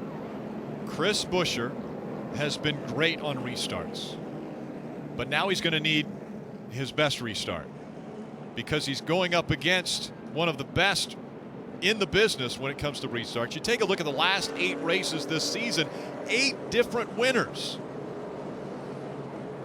And Chris Buescher's name's not on that list. I tell you, Rick, but there's a difference between making a race on fuel because you have enough in the tank and restarting when you're very low on fuel. These fuel cells are very sensitive. It's basically a box, a big box that has the fuel in it. There's only 1 or 2 locations in that box that actually picks the fuel up, where it's, you know, actually taken out of the fuel cell. And what happens is it's designed to go around in a circle. It's usually in the back right-hand corners. You make these laps, the fuel gets sloshed over there, it stays full, everything's fine. But on these slow laps, riding around in the bank, they have to be very careful. The fuel will actually go to the left side of the fuel cell, going away from the pickup. The car can either run out of gas or, even worse, pick up just enough air that when we come here off turn 4 and Chris Buescher steps on the throttle, it blubbers, it stumbles, it misses just enough acceleration that they either stack up behind him or Kyle Busch gets the lead. It's not about do they have enough fuel for the finish, do they have enough fuel for the restart? And that will be the big question. Now tomorrow on NBCSN, it's a Sprint Cup Series racing from right here at Bristol, presented by No Escape. Coverage beginning at 5:30 p.m. with NASCAR America. And in that race will be Kyle Busch, Kyle Larson, Denny Hamlin. Kyle Busch in the 54 will restart second. Here's what they had to say on the radio. They think they're good on fuel, but they're definitely warning him to keep the pickup full, so he might stumble. You never know. So in other words, they were listening to you, Mr. Letarte? Well, I'd like to think they were, but that's just an experienced spotter, an experienced crew chief. Scott Graves is doing a great job of not getting lost in the moment, not being so focused on this win that he lets the emotion of the situation take. He's staying in the zone. What can possibly go wrong? Make sure I remind my driver every detail he needs to do to finish this race off. And so the way he's keeping fuel in the pickup is he's swerving the car back and forth, making sure that the fuel slings over to the pickup so it does get into it and it can keep the line full of fuel. As Steve said, you can have fuel, but if you have any air at all, it'll vapor lock, and when he takes off, it won't run for, say, 2 or 3 seconds. If that happens on the restart, he will not win this race. He'll be lucky to make it to turn 1 because behind him, they're going to be hard in the gas. So if you stumble, it's going to be very hard to not run over the car in front of you. And we've seen races lost like that. Think about Joe Gibbs racing in the Cup cars. They've lost several races here. Denny Hamlin in particular, where on the late restarts, it did not run, and he lost the lead. 3 to go, meaning this will be our first attempt at a green-white-checkered. We will do up to 3 attempts at a green-white-checker. If the leader takes the white flag, the next flag ends the race, be it either the yellow flag or the the checkered. We're about to find out how good these two are on restarts.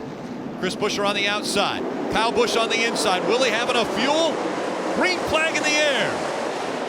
Great restart once again by Chris Buescher in the 60. Here comes the 54 back on the inside. The 60 bobbled on the backstretch. Kyle Busch takes the lead. 60's out of fuel. 60's out of fuel. Fuel an issue for the 60. Kyle Busch on the final lap, looking to make it 8 wins in the Xfinity Series at Bristol. Kyle Busch is going to win at Bristol. Yeah, checkered. And the 60 has enough fuel to finish. It's what we said. It just stumbled over off turn 2. It picked up some air instead of fuel. Just enough not to accelerate. Kyle Busch is the winner. What a turn of events. You called it. This is the worst racetrack to have low fuel. It's so much banking. You're going slow under caution. This is the worst track. We've seen it over and over and over. We saw it again tonight. And it took all the way over off from turn 2 for that air pocket to finally get to the carburetor. And as soon as it did, the car lost power. And Kyle Busch, he's really good at this part. Well, he knows where to go, how to celebrate. That's the 8th Xfinity win for Kyle Busch. He continues to up his record in the Xfinity Series as far as the winningest driver ever. 73 career Xfinity wins.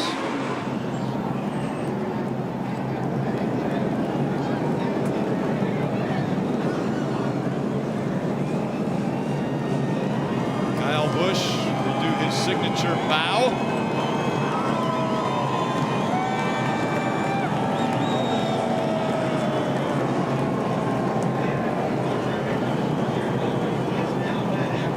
Amazingly enough, as Kyle hits the checkered flag, Kyle Larson finished second to Kyle Busch.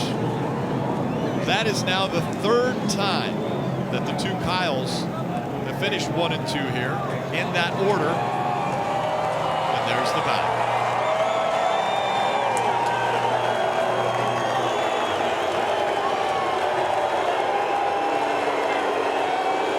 Charlotte 8 wins. Bristol now 8 wins.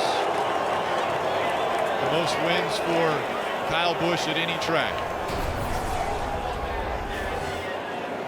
Live here back to the restart. The 60 gets a great jump, has great acceleration, drives down into turn 1, has to get out of the gas to make the corner. As he picks the gas up, you can just see right here, it doesn't accelerate off the corner. The engine, I'm sure, is stumbling, surging, searching for fuel. That lack of acceleration, you see him shaking the car back and forth, trying to get fuel to it. It's that quick. We talk about this. 15.5-second laps. Things happen quick there.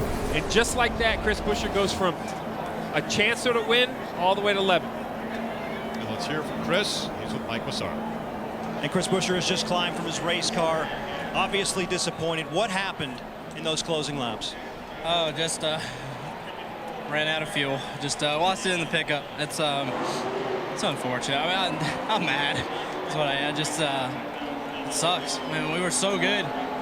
We knew we were good all day. It was just a matter of track position, and you know, we got it there with pit strategy, and we showed we could outrun anybody here. I mean, we drove away from them every time, and just lost a little bit of fuel there at the end. I knew we'd be close, but wouldn't change it if we could. We're not here to just lay over and just finish 8th every week. I mean, we're here to try and win races. So I think it was the right call. Our Roush performance, Tyndall Ford Mustang was really fast. We got some good TV time, and just didn't work out.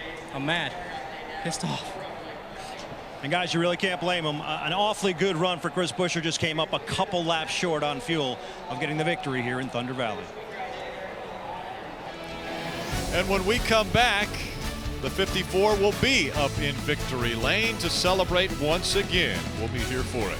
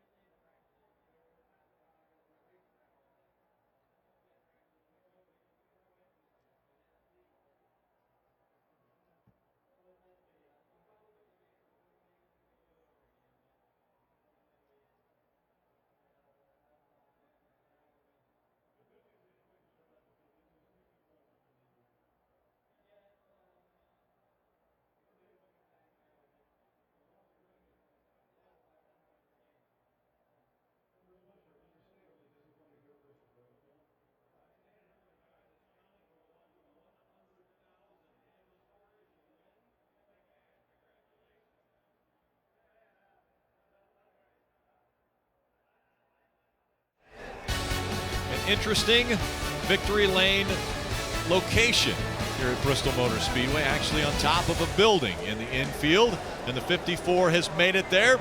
Let's go to Dave Burns. Kyle Busch emerges from the black 54.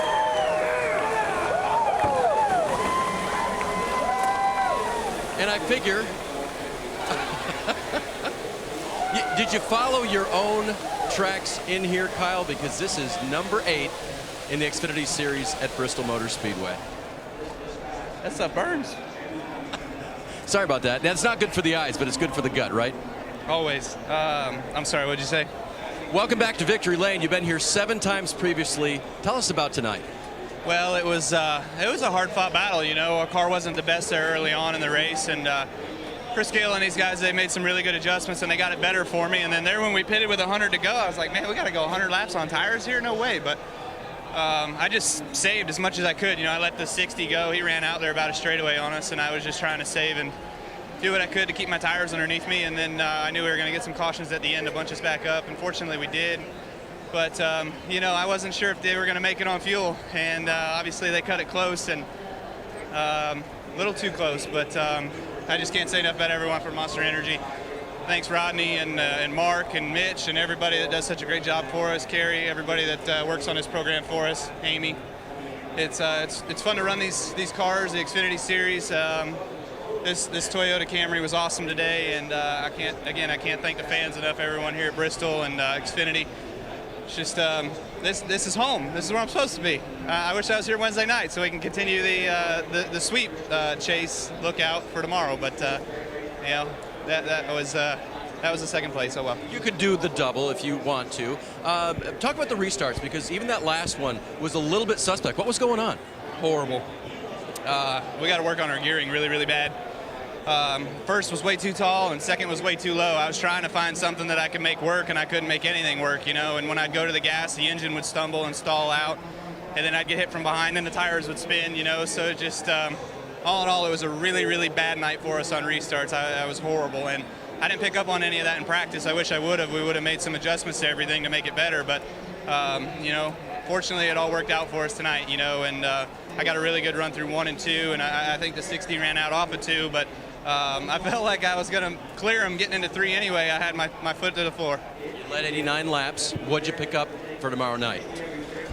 A little bit. Definitely just what kind of goes on with the top of the racetrack. As the run progresses and the run goes, the rubber starts to build up and starts to clump up, and you just start sliding all over. The cars are very unpredictable and out of control, kind of, you know, so you just have to bide your time and keep the car under you as best as you can, but yet still run fast lap times. You know, there's guys that are always barreling down on your back bumper, so we'll learn from that and, you know, continue on, hopefully, to be able to put that car in victory lane tomorrow night, the Skittles Camry.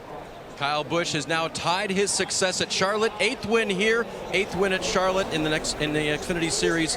Another good run for Kyle here at Bristol. Marty? Dave, Daniel Suarez finishes 5th tonight, but more importantly, he's $100,000 richer thanks to the Xfinity Dash for Cash program. And how key was that 2 tires on that last stop to get you into the top 5? Man, I really think the track position was everything here. Everyone from Juniper is getting crazy. That's great.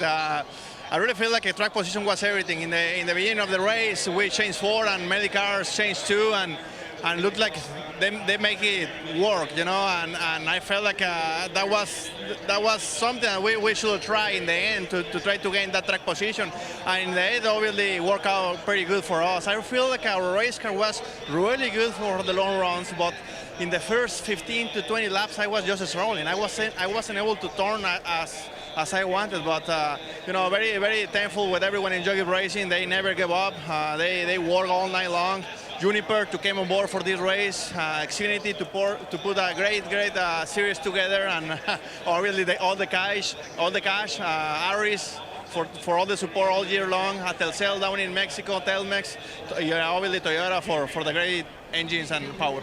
I'm not going to hold up the check any longer. We'll bring in Matt Lederer from Comcast to present $100,000 to Daniel Suarez. He gets to run for another $100,000 at Darlington coming up in a couple of weeks. And the team told him on the radio, hey, guess what, buddy? You're buying dinner tonight. Sounds like a good deal, doesn't it? Mike? Sounds like a great deal, actually, Marty. Catching up now with another driver who finished among the top 10 tonight. That would be Chase Elliott. What was your night like? It's been better, that's for sure. We were just off, man. We really struggled. Couldn't really find any way to go forward. Just kind of rode around, unfortunately. But everybody fought hard. Proud of our group for continuing to fight, and hopefully we can get going soon. We got to. Looked like there's some physical battles, typical Bristol there, some close quarters racing, especially with the 33. What was going on there? I don't know. Him and Kevin and myself, I don't know if he just didn't know he wasn't clear or what it was, but no big deal. No harm, no foul. And Chase Elliott will take his 7th place finish, go home. He's still 3rd in the standings, 23 points back. Kelly? Brian Scott was really in the thick of things. You started 4th. You'll come away with the 6th place finish. What stands out to you? I was proud of our performance from RCR. Charlotte Chevrolet was good, and this year it's been the kiss of death when Xfinity's put extra money on the line. Dash for Cash qualifiers or races have not gone our way. So really proud to be locked in for Darlington. Looking forward to our throwback scheme. We got Safeway Sanderson Farms on board.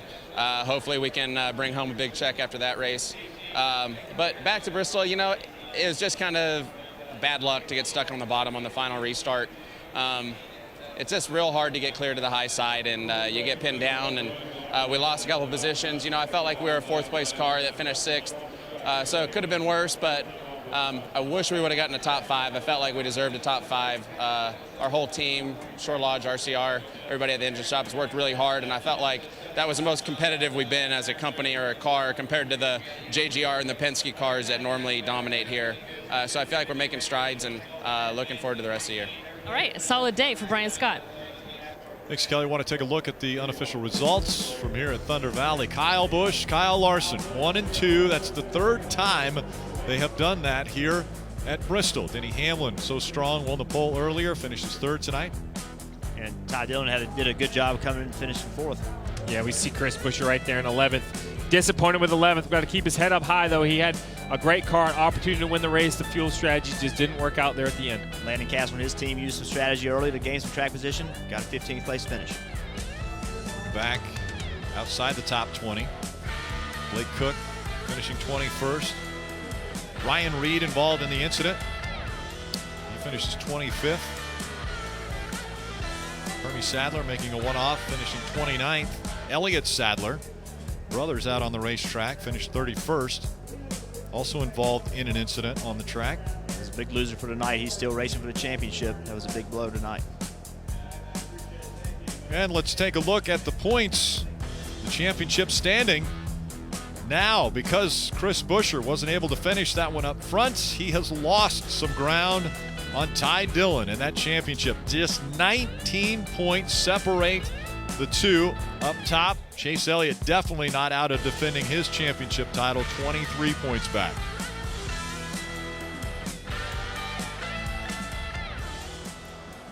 Crazy things happen in the moonlight at Bristol Motor Speedway, and it happened again. Our final thoughts coming up next.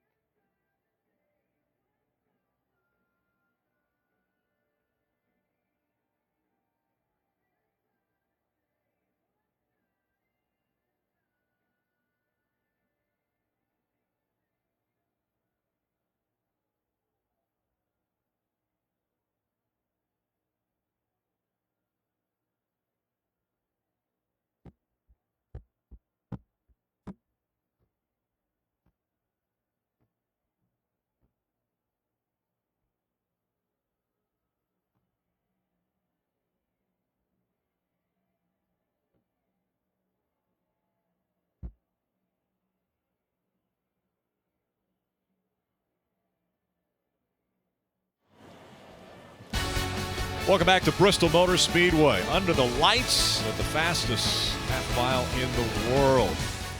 So we see Chris Buescher try strategy, stay out on the racetrack, and older tires seem to prevail. He just didn't have enough fuel at the end. Is that something that we might see tomorrow in the Cup race? I think so. I love the call. It gave themselves a chance to win the race. They said, to heck with the point thing. Let's give ourselves the best chance to win. And without a doubt, all the Cup crew chiefs, the drivers, they were watching this race, and I don't think there's any doubt we'll see that strategy again tomorrow. All right, we're expecting a huge crowd here at Bristol. The atmosphere, always great. One of the most coveted tickets in all of sports. What are you expecting? Oh, there's nothing like the night race at Bristol. This place will be electric. These guys will roll off. We only got 300 laps of it tonight. Tomorrow night, 500 laps of it. We talked about patience tonight. It'll be tested, and they'll break tomorrow night. They're not going to continue to follow each other in line. We see how tough it is to fight for real estate at the top of the racetrack. We saw a couple slide jobs tonight. We're going to see a whole lot more of them tomorrow night. Surprisingly enough, a little bumping and banging took place here at Bristol Motor Speedway. Tomorrow on NBCSN, Sprint Cup Series racing right here at Bristol Motor Speedway, presented by No Escape. Coverage beginning at 5:30 p.m. Eastern. In the end, it was Kyle Busch able to get his 8th win in the Xfinity Series here at Bristol Motor Speedway, continuing his domination. And now, let's go over to our new series, Bob Steele. This copyrighted telecast may not be reproduced, retransmitted, or used in any form without the authorized written consent of NASCAR Broadcasting. NASCAR would like to thank all of our loyal fans for your continued support, and we hope you enjoyed today's broadcast.